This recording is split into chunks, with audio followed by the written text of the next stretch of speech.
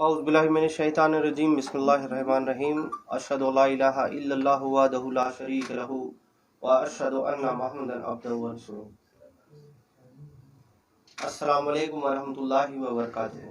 सबसे पहले मैं जनता टीवी हिंदुस्तान और कोलकाता 24 नेटवर्क के तमाम जो व्यूवर्स हैं उनको ईद उल अज़हा की मुबारकबाद देता हूँ और उम्मीद करता हूँ कि आप सब अमन और सुकून के साथ ये जो त्यौहार है, फेस्टिवल है, इसको आपने मनाया हो और आपके आने वाले तमाम जो दिन हैं वो बेहतर हो। जैसा कि आपने अभी कहा कि मेरे ऊपर बहुत सारे ऐसे इल्ज़ामात लग रहे हैं और ख़ुद आप इसके गवाह हैं, क्योंकि आपने जनाब शकील अहमद साहब का इंटरव्यू लिया है इस मामले में और उन्होंने बाकायदा मेरा नाम लेकर एक एलिगेशन लगाया कि नूरी मस्जिद के पास 261/2/2 में मैं प्रोमोटर हूँ, बिल्डिंग प्रमोट कर रहा हूँ और वो 3-4 माले का बिल्डिंग अभी तक कंप्लीट हो चुका है और वो इलीगल है।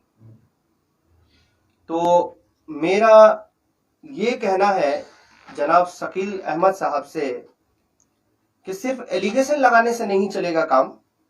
आपके पास अगर किसी भी तरह का सबूत हो तो आप बराए मेहरबानी उस तमाम सबूत को लेकर आइए और अभी से अगले हफ्ते तक अगर आप किसी भी तरह का सबूत लाकर पेश कर देते हैं लिखित लीगली कि मेरा किसी भी तरह का इन्वॉल्वमेंट है उस 261/1/2/2 में, मैं प्रोमोटर हूं, तो आवाम से मैं गुजारिश करता हूं कि अगर मैं गलत हूंगा तो आवाम जो फैसला चाहे वो कर सकती है और अगर मैं गलत साबित नहीं हुआ और ये सिर्फ और सिर्फ एक इल्जाम के तौर पर लोगों को बताया गया और सिर्फ अफवाह फैलाने के लिए या मुझे बदनाम करने के लिए अगर आपने ऐसा इल्जाम लगाया है तो आप इस चैलेंज को कबूल कीजिए कि आपके साथ क्या होगा,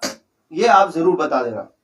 दूसरी बात कि आपको अगर लगता है कि 261/2/2 इलीगल है तो मैं कहता हूं आप प्रशासन या किसी के भी मदद से आप उस जमीन को, उस इमारत को तोड़वा कर प्लेन कर दीजिए, मुझे कुछ फर्क नहीं पड़ता।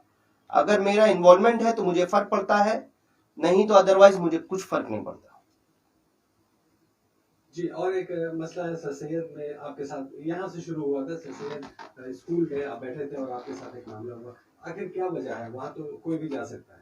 दरअसल ऐसा हुआ कि जावेद भाई, मैं अभी हमारी ये टीम बहुत सारे लोग हैं हमारे साथ, लिखित तौर पर तकरीबन 25 मेंबर हैं वक्फ प्रॉपर्टी बचाओ कमेटी में और इसमें हमारे प्रेसिडेंट साहब कौसर अली राजा भाई, महमूद खान साहब, रईस आलम साहब, ट्रेजरर हैं हमारे नवाब खान और इसरार अहमद भाई, सेक्रेटरी शेख नासिर, जफर अली और बहुत सारे ऐसे हमारे जो सामाजिक कारकुन हैं और हमारे जो भाई हैं जिनको कौम से हमदर्दी है, इस्लाम से हमदर्दी है। और क्यों ना हो वक्फ प्रॉपर्टी की लूट अगर इस तरह से हो तो क्यों ना हम आवाज उठाएं। आप अगर ये कहते हैं कि पहले कहां थे आप, तो मैं आपको ये जवाब दे दूं कि कल कर जो बोलते हैं ना कि सुबह का भूला शाम को घर आ जाए तो उसे भूला नहीं कहते, तो आप चाहते हैं कल तक हम सोकर थे तो हमेशा सोकर रहे। आज हम जाग चुके हैं और ये मामला ऐसे ही शुरू हुआ कि हमने वक्फ प्रॉपर्टी बचाओ कमेटी के तरफ से ये आवाज बुलंद किया कि असीरुन्निसा बीवी वक्फ स्टेट प्रॉपर्टी जो है ईसी नंबर 1932 के हवाले से हमने उसके लिए आवाज उठाया।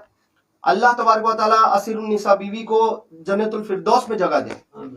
उन्होंने इतना बड़ा कुर्बानी दिया, उसके बदले में आज देखिए कि उनके दिए हुए प्रॉपर्टी में जिनको हम ऑक्यूपायर बोलते हैं उनको ये लोग लैंडलॉर्ड बोलने लगे।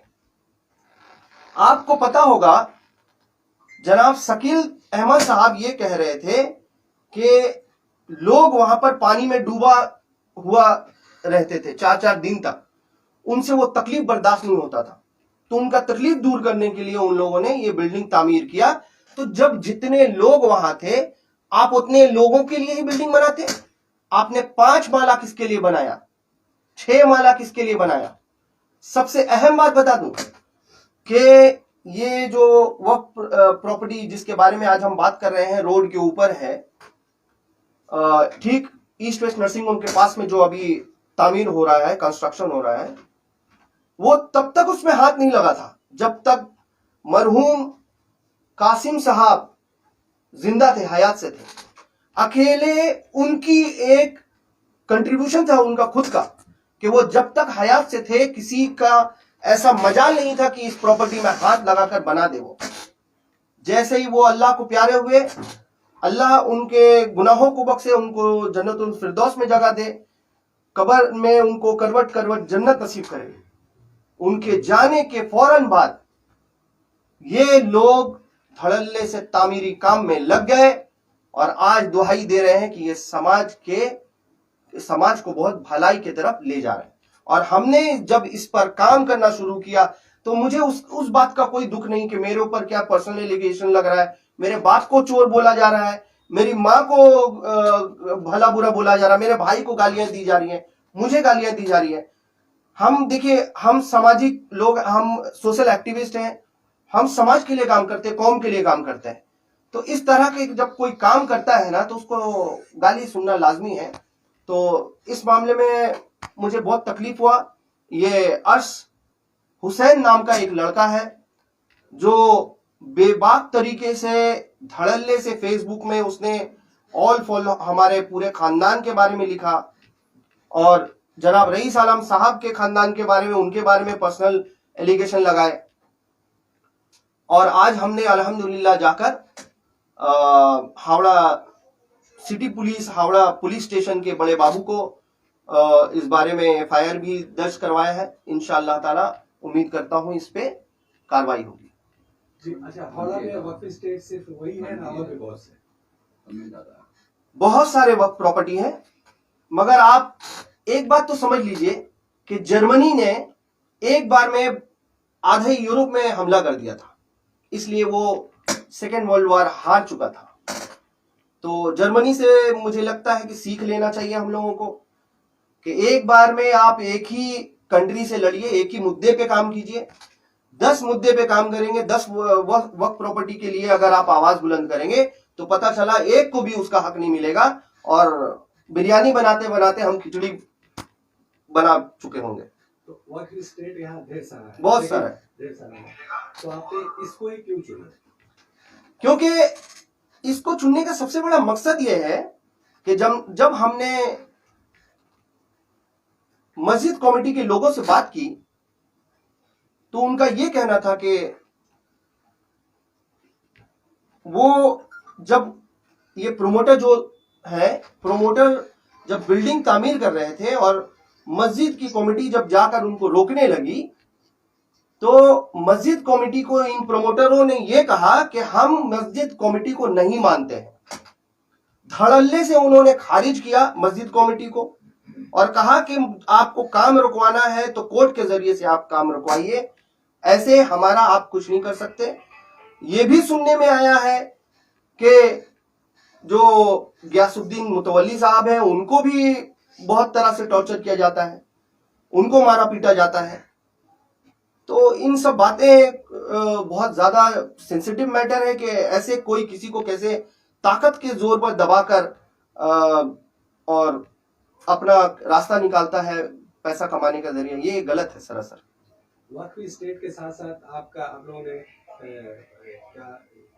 सर सैयद को भी एक इशू बनाया है। तो आप अगर देखा जाए तो एक इशू में शकील अहमद है और एक इशू जो सर सैयद इशू नहीं था। सर सैयद में हम गए थे, वैक्सीनेशन प्रोग्राम था वहां, तो मैं जाकर वहां बैठा हुआ था और ये जो वक्फ प्रॉपर्टी का मुद्दा जो चल रहा था उसी पर आपने मेरा वीडियो भी देखा होगा। जनाब हाजी शहजादा सलीम साहब आए, मुझे मुनाफिक कहने लगे और मुझे ये कहने लगे कि आप स्कूल से निकल जाओ, तुम मेरे स्कूल में आए कैसे जबकि तुम मेरे खिलाफ बात करते हो, तुम्हारी जुर्रत कैसे हुई। आप हमारे साथ यहाँ बहुत सारे लोग बैठे हुए जो उस दिन मौजूद थे, गवाही के तौर पर बहुत सारे लोग हैं, और उसके बाद जो हुआ मैंने अपने वीडियो में बयान किया इसको। तो मतलब यहाँ जो लड़ाई है वो असल है वक्फ स्टेट के लिए। बेशक सर सैयद से कोई लेना देना नहीं। बेशक सर सैयद से कुछ लेना देना नहीं हमारा। आप क्या चाहते हैं वो वक्फ स्टेट के बारे में क्या होना चाहिए? जैसा कि मैंने कहा था कि जब आप एक मामूली आदमी का खुद का एक प्रॉपर्टी होता है, बाड़ी होता है, तो वो जब प्रोमोटर से डेवलप करवाता है तो जाहिर सी बात है 60-40 का रेशियो होता है, 50-50 का रेशियो होता है।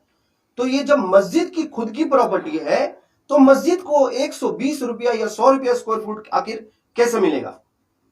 ये तो सरासर गलत है। अगर ये एग्रीमेंट हुआ है किसी के बीच में तो वो एग्रीमेंट हम देखना चाहते हैं।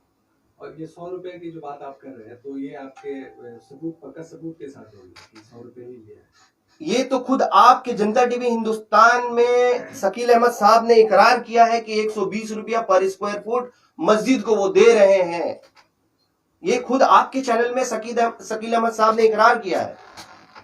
ये जो आप प्रेस में बयान दे रहे हैं इससे लोगों को सिर्फ मालूम होगा, कोई कानूनी कार्रवाई भी कर रहे हैं? बेशक हमारी लीगल टीम है, लीगल टीम इस बारे में हम लगे हुए हैं। इंशाअल्लाह ताला आने वाले वक्त में उस बारे में भी आपको अपडेट दिया जाएगा। तो वहाँ जो थोड़ा इधर भी एक मिनट, थोड़ा देर पहले आप जो बोल के गए हैं कि हाजी मोहम्मद सलीम साहब ने कहा कि ये सर सैयद स्कूल, मैंने सर सैयद अहमद स्कूल, वो ये हमारा स्कूल है, तो ये क्या है, ये उनका स्कूल है या पब्लिक का है, ये आप बता दीजिए। ये तो किसी को बोलने की जरूरत नहीं है, ये तो आवाम की खुद आवाम के चंदे से खरीदा हुआ ये जमीन है, आवाम के चंदे से बनाया हुआ ये पूरा इमारत है, एमएलए एमपी फंड से वो बनाया हुआ इमारत है, स्कूल बना हुआ है। और ये बोलने की बात नहीं है ये किसकी है, ये तो आवाम की है। अब ये तो उन्हीं से पूछना पड़ेगा कि आखिर कैसे उनको गुमान हो गया कि ये उनका हो सकता है। इस वजह से उनको गुमान हुआ हो कि 25 साल से वो वहां खिदमत कर रहे हैं, तो थोड़ा होता है ऐसा कि 25 साल से जहां हो तो उनको अपना लगने लगे वो जगह, ऐसा होता है। यहाँ पर सर सैयद का कोई इशू नहीं है ना? बेशक सर सैयद तो इम्पॉसिबल, हमने तो सर सैयद के बारे में बात ही नहीं किया है।